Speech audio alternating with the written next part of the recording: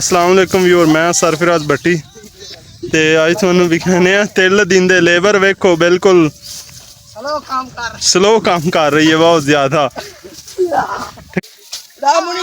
अच्छा सीधा करना पड़ता। अच्छा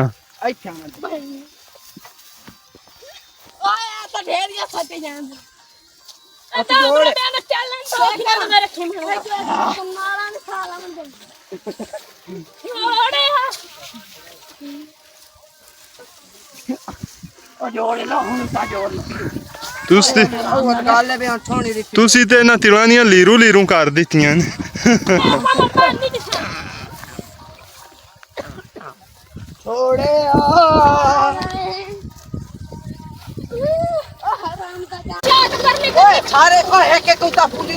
ਐਵੇਂ ਕੋਈ 10 फुट ਦਾ ਫਾਸਲਾ ਆਇਆ ਡਰਾਈਵਰ ਨੇ ਉੱਥੇ ਵੀ ਅੱਗੇ ਹੀ ਕੀਤੇ ਨੇ। ਚਲਾਣ ਦਾ ਬੜਾ ਠਰਕ ਸੂ।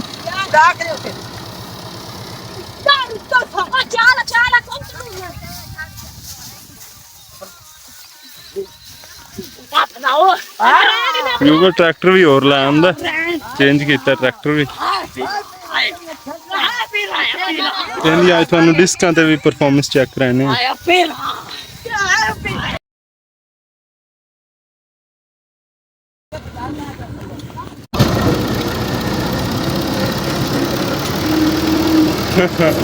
बड़े खुश जे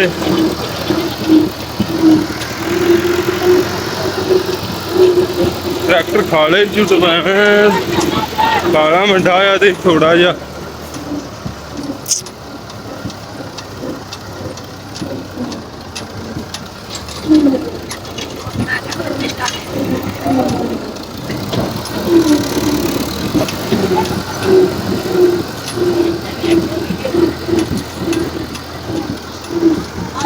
लेबर बड़ी खुश है, लेबर बहुत खुश होंगी है वीडियो बनाने से। यार मेरी लेबर बहुत लाडी है वेखो। उस्ताद जी उरी तो धुएं कढाने ते खुश रहते हैं बस उन्होंने तो आते ने और कोई काम ना होवे।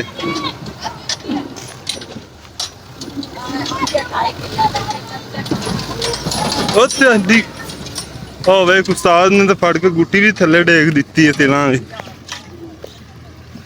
उस्ताद ते है भी अरशा दी जड़ करदा।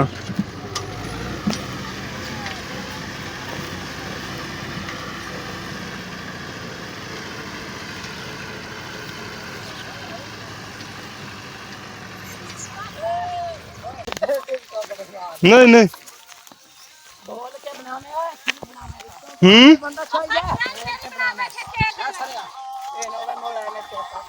टिकटॉक वास्ते बंदा चाहिए।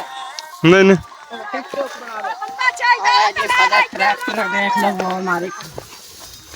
बोल के किवें भाई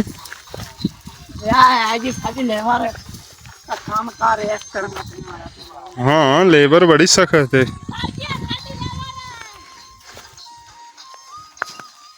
की कर गए चल कितने कुराएगा ना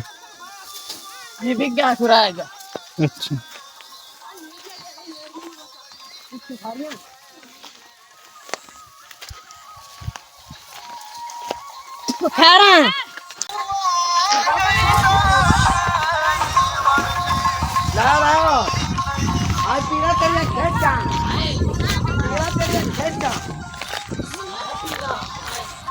तू करेगा ओ मुड़ मैनू आंदा 2 बजे पानी प्लेटां दा आपदा तुसीं मुंजी छड़ लो। मैं क्या नहीं चौक अगा कर है दादे दे वेले दा स्टार्ट ही बड़ा औखा उसी उस्ताद उरी इन्नी तो झाड़ी तू तेल ही ना उल्टा देवन मैनू तो खतरा भी है।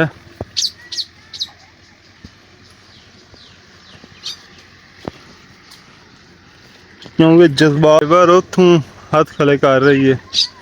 ओ वेखो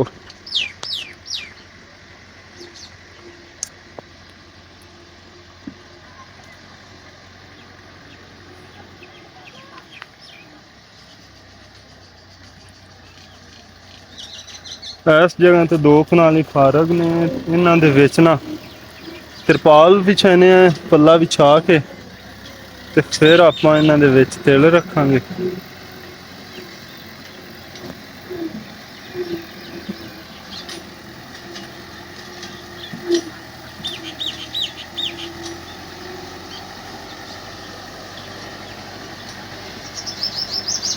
ਲੇਬਰ ਵੈਸੇ ਪੂਰੀ ਬ੍ਰਾਂਡ ਹੈ ਜੀ। ਬਹੁਤ ਸ਼ੁਗਲਾ ਲਾਉਂਦੀ ਹੈ, ਛੋਟੇ ਛੋਟੇ ਬੱਚੇ ਹੀ ਨੇ ਤੇ ਮਾਸ਼ਾਅੱਲਾ ਕੰਮ ਬਹੁਤ ਸਾਫ ਸੁਥਰਾ ਔਰ ਸੋਹਣਾ ਕਰਦੇ ਨੇ। ਚੱਲ ਇਸ ਪਾਸੇ ਤਰਪਾਲ ਵਿਛਾ ਕੇ ਨਾ ਤਲਾ ਲਵੀਏ।